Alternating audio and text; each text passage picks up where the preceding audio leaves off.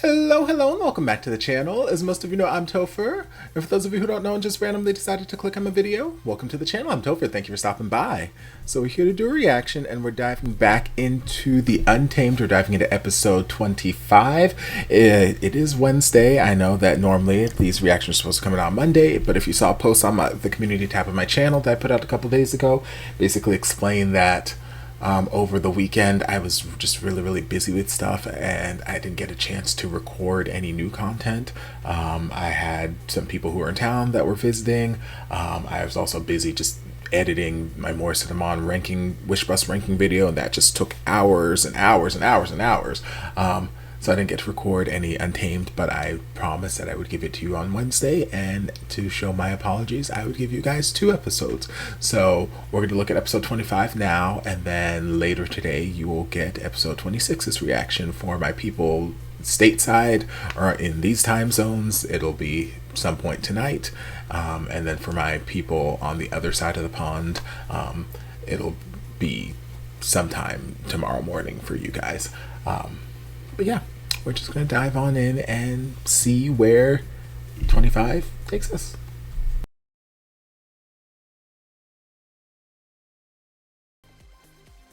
Okay, so another fantastic episode.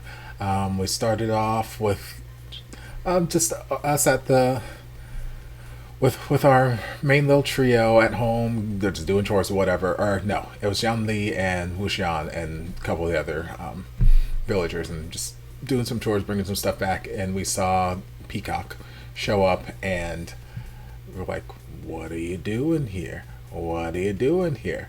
And he came to invite them, as well as other clans and whatnot, to this big hunt that they're having, that the Jin clan is hosting. And in that early scene there, like I was mentioning, or I was asking, why did we cancel the engagement between y'all again? Because Yanli, that's been one of the things about her throughout these interactions I've seen with her and him, where clearly she feels something. She still feels something, but she's not been great about getting her words out in his presence. She's not been great about fully getting out what it is that's in her mind, in her heart, and she just always just catches herself, stops short, and doesn't get the words out. And it's like, okay, baby, I need you to say these words, because Peacock over here is the type who, if you don't tell him, he will fill in the blanks with something that he's concocted himself, and then he will roll with that. So she feels things, and we were seeing in that particular early scene that he was feeling things as well. So I'm like, why are you guys just not together? Why did we break off the engagement in the first place? Because the earlier episodes, interactions that we saw with him and with him and her, he was kind of an ass, and Wuxian kept jumping in like, no one's gonna insult my sister. And I'm like, yes, I agree with you, Wuxian. No one's gonna insult my sister. Stop being an ass to my sister. I'll kick you. Like, yes. So we've seen him like be an ass. And it's like, now it's like, okay, he has these feelings. It's like, okay, why have you been an ass all this other time? And B, why did we break up if both of you guys were engaged to be married? You like her, she likes you, the families like each other. Why aren't y'all still engaged? Question mark. Okay, so left it alone for a little bit. He went on his merry way. We get to the start of the hunt, opening ceremonies, where Ming Yao is, like, I guess, the master of ceremonies, which again, I still don't trust him. There were a couple moments throughout the episode, like there was one moment when he arrived into the scene with Wuxian's brother, and I was like, okay, they're together, which I was shipping them together at the very beginning of the series. I still don't trust him, but them together, I don't hate him as much right now in this moment. But then there are other parts throughout the episode where I'm like, I don't trust you and I don't like you. So I'm just like, I don't know how to feel about Ming Yao. Like, he was master of ceremonies, and he set up these targets. Like, okay, everyone's gonna hunt, go into the hunting grounds, but this is gonna be basically a little test to see who gets like a more advantageous path or a route or something like that. If you, the closer you get to the bullseye, then the, you know, the better chances you have on this route or something along those lines. So Peacock gets up there and starts doing this little. Well, first, Ming Yao brings out the Wen clan prisoners that were being kidnapped a couple episodes back. And it's like, okay, well, that's what happened to them. At least they're still alive. These ones, at least. But again, we're playing games with these people's lives who didn't really have anything to do with this war that y'all were waging and whatnot. And I'm just like, I get it. I understand.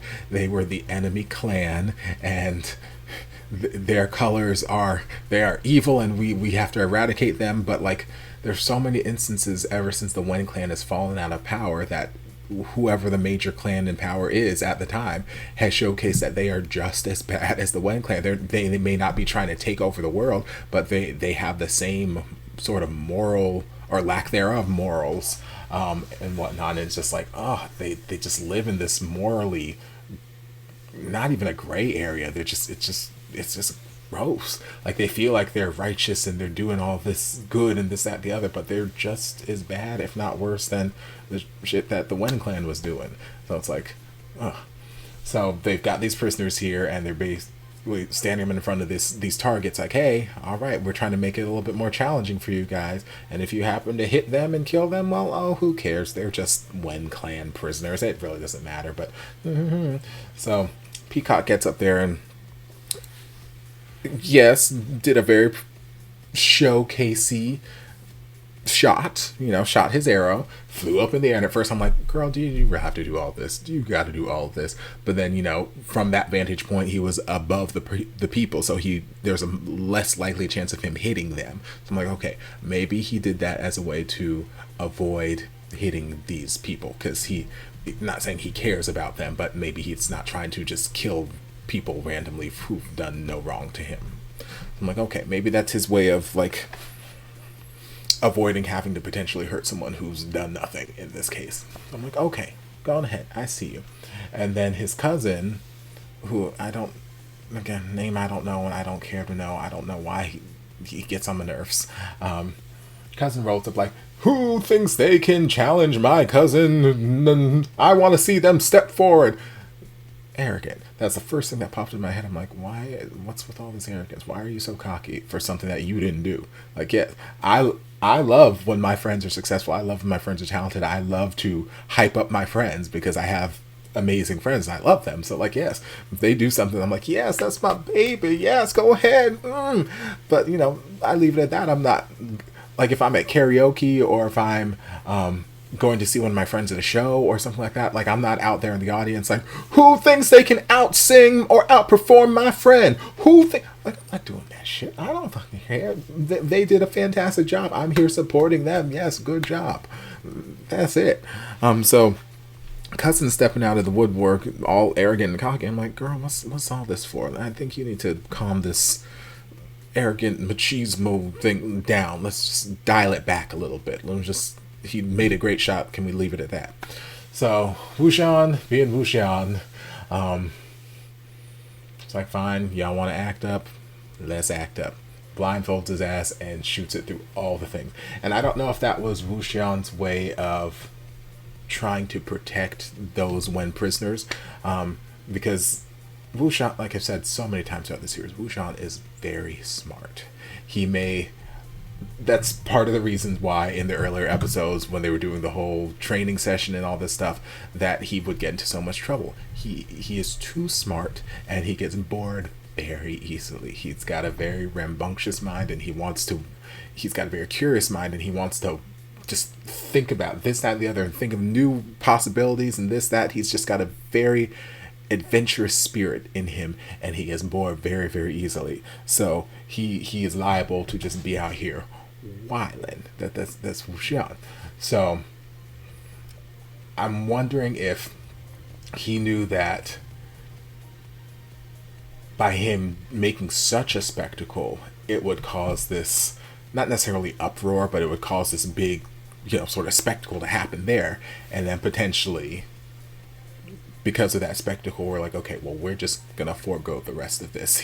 Obviously, nobody's going to do anything better than that, so we're just going to forego the rest of this. In which case, we're preventing those hundreds of other clan members from shooting arrows at these things, potentially harming the one clan prisoners. It may have been a narrative in his head, may not, and I may be reaching and stretching, who knows. But like I said, Wuxian's very, very smart, and I feel like there's not much that he does that doesn't have some sort of like thought behind it. I mean, sometimes he's very impulsive and there's not very thought, he's just acting on emotion, but I feel like there are certain instances where he's very, very intelligent. So that happens, and then okay, fine, we're going to cancel the rest of this ceremony, let's just go out in there and hunt. So they go out there, they start the hunt. Wuxian starts playing his flute. Again, there was none of the black smoke or any of that. We didn't see any of that this episode. We saw him get angry and, start shaking the flute and ready to, start unleashing some stuff, but we never actually saw any of that big negative energy pouring out of him like we have in the past couple episodes. So it feels like whatever this power that he's cultivating is coming from a less demonic, less spiritually dark place. Like it's just a natural skill that he is cultivating right now versus something that this yin iron is, doing to him. But, he's playing his flute and basically just getting the monsters they're supposed to capture and just getting them to walk into the nets. And like, yes, it's not the intended method, we'll say, for this hunt. It is not the method that has ever been used for this hunt, and it's not what they had intended. It is an alternate method for certain. I don't necessarily know that I would go as far as to call it cheating. Is it somewhat an advantage? I can see both sides of the argument. I can see, okay, well, no one else has this ability, so that feels like kind of a handicap to everybody else, or kind of a huge advantage to you because you have this ability to just but at the same time, like what Yanli was saying, this was all about hunting using your skills, and he's using a skill that he cultivated. So just because you didn't cultivate the skill, why is he being penalized or saying that he's cheating or saying that he broke the rules? Tell me what rules he broke. So it's like, did he break the rules? Technically, no, because y'all couldn't tell me what rule he broke. It wasn't written. The homeboy wanted to be like, hey, well, there are some rules that are just understood. Not all rules are written down. I'm like, well, maybe you should have written it down.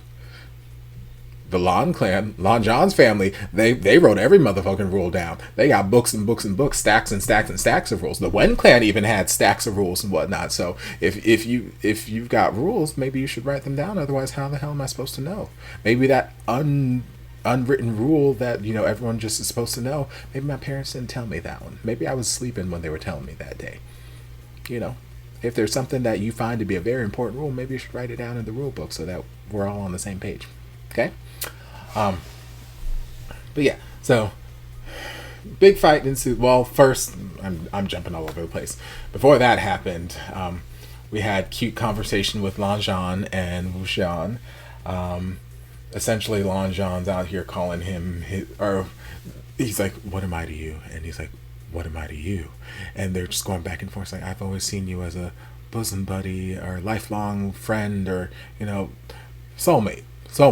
They're soulmates. The number of times the words, it may not have been thrown around in this caption, who knows, maybe it's in a different caption or something, or a different translation. But the number of times the word soulmate was thrown around when I was reacting to Word of Honor, where I'm like, how is this getting past the censorship boards?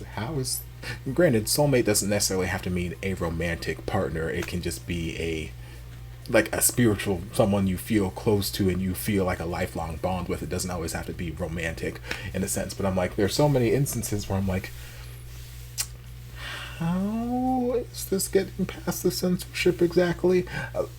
Again, not that there's anything vulgar happening, because being gay is not a crime, it's not vulgar, but like, since they're trying so hard to censor out anything remotely homosexual, or like, how are some of these things getting passed? Because there are so many scenes like this in this series, in the Untamed, in this is the Untamed, sorry. In this series, in Word of Honor, in Advance Bravely. I think those are the only 3 Chinese series I've reacted to thus far.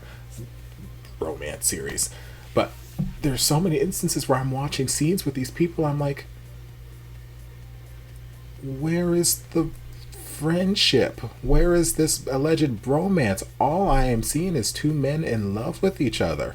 All I am seeing, and this is not me projecting feelings that I want them to have. All I legit see on the screen are 2 men who love each other. They may not be saying those exact words because, I guess, censorship or whatever, but like, I don't even have to read between the lines. Like, the text is there. Like it's on the lines. I'm like, it baffles me sometimes, but whatever. Doesn't matter.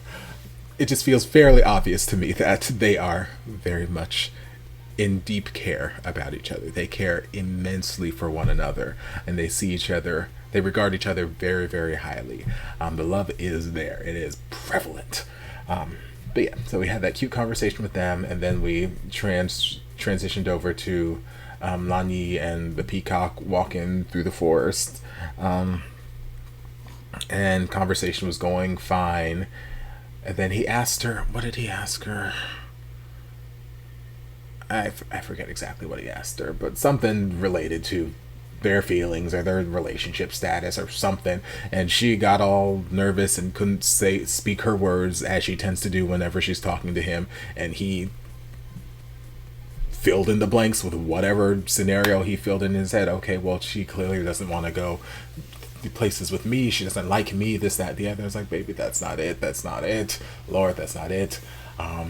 And he was getting upset. Then Wuxia intervened, and fight broke out, and then 17 other clans swooped in, and more fight broke out. And meanwhile, the matriarch of the Jin clan is out here pushing the peacock on Yanli. She is pushing this boy, and she's like, oh, Yanli, why don't you come here with me? And like this, I'm like, woman, I need you to calm down. Please let Yanli just leave her be. Like, I get it. You want her to marry your son. I get it. You want everything to be good and honky-dory. I get it.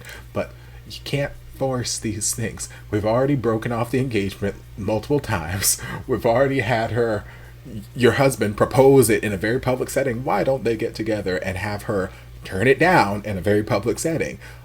Let's just leave it alone. Leave it alone, Lord. But no, Mama ain't having that. We getting these kids married.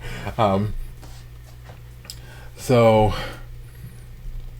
more arguments come about. The cousin steps into the picture, and starts chastising Wuxian. Wuxian starts chastising him, and they're going back and forth on who's more arrogant because of this one, and this one's more arrogant because you did this, and this one's more arrogant. And I'm like, Lord Jesus, the arrogant having an arrogant off, Lord. And it was just, it's mind-blowingly irritating. And then eventually we got to a place where they were talking about how Wuxian was cheating, this, that, the other, and he was getting all angry, all worked up, and Lanzhan's trying to calm him down. And at one point, the cousin's like, how dare you speak like that? You're the son of a servant. You don't have the right to basically know your place, bitch. And it's like, no, sir, no. So rightfully so, Wuxian was getting very upset, and he was about to unleash all hell. So Lanzhan, seeing this, he's rushing to his side like, hey, focus on my voice, come back to me. And then that wasn't enough, so Yanli's like, okay, girl, let's tag team him. Wuxian, come back to us. So with their powers combined, they were able to bring Wuxian back and just kind of calm him down. And then she's like, okay, baby, stand behind me, I got this. My brother took 1/3 of the hunting prizes or whatever it was, so and he used these unorthodox methods that never been heard of, and I want to apologize. And they're like, and I'm in my head, I'm like, but we're not done. We're not done. Conversation's not done yet. And, you know, cousin's going on like, well, at least you are sensible. And, you know, because of you, I don't think that you need to apologize for anything. And then she's like, however, and I'm like, see, I told y'all this conversation was not done. It's like, however, tell me what rule he broke.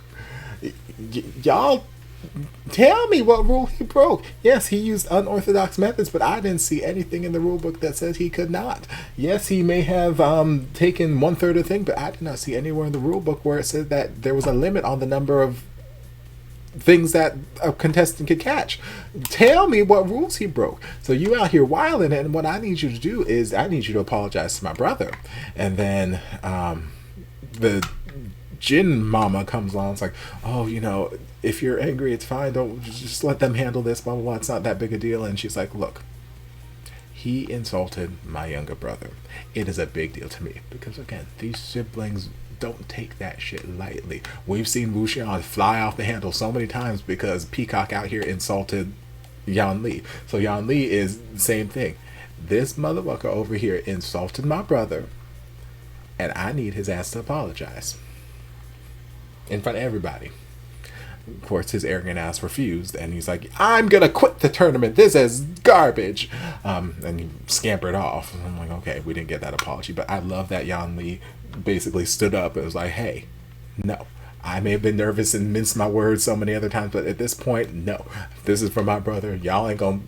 She read them the motherfucking riot act. I'm like, go ahead, Yanli. Let them know about themselves. Love it. Love to see it.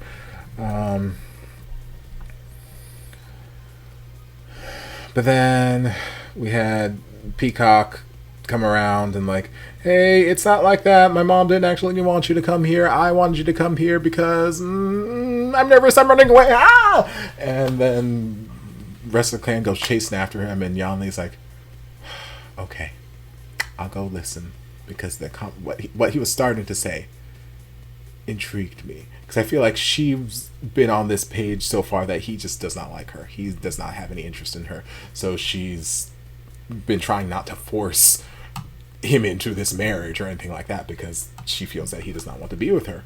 But that little start of an admission that he was doing gave her like this glimmer of hope, and she's like, I'll hear what he has to say. Yes, let's go to the Unicorn Tower, mama.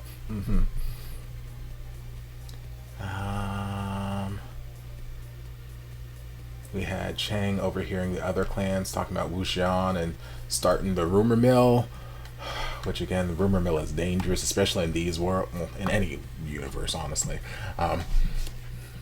But yeah, we're starting to wind our way down towards the end of this flashback era, and we're going to jump back to the present day relatively soon, I imagine, because I think you guys said it was somewhere around like 30 episodes for a flashback. So I lost my train of thought. Yeah, so the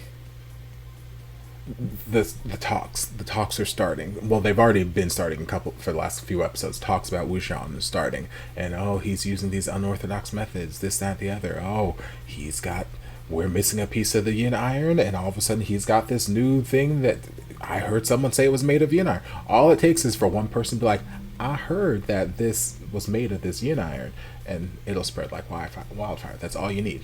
So now that rumor is out there, and it's going to be circulating the world. It's going to be circulating all these clans, and it's just more reason for these other clans to have this intense disdain for Wuxian.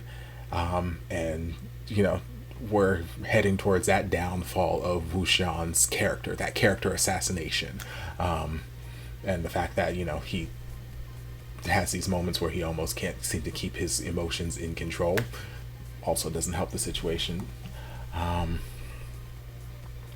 then we had we had another scene. Let's say we had the last scene where it was like passing ships in the night between Big Sister and Wuxian, where I'm like, okay, we finally saw her.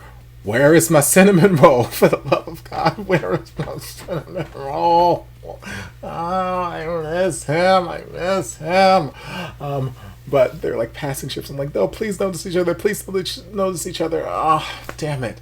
But then we had this Jin Clan asshole here who's like, get out of the way, beggar. I'm like, sir, I was standing here. I wasn't begging for shit. Didn't beg for a damn. Didn't ask a soul for nothing. Haven't talked to a soul in weeks. I've been mute, pretty much. I was standing here. Just standing. You, walking, can see that I'm standing here. You could, just very easily, woo, shift right. Or, woo, shift left. Or if you want to get real fancy like some of the other friends, woo, fly. Like, there are lots of ways, but instead you decided you wanted to go through me and then blame me for it. It's like, asshole, I don't like your clan. I don't like any of y'all. But that was enough to get Wuxian's attention and then notice, oh, hey. And they just sat there and had a stare off. And I'm like, okay, hopefully this leads to somebody walking to the other and having a conversation in the next episode. And then we had the last little scene between Zhan and his brother where he's like, I want to bring someone to the cloud recesses and hide them away.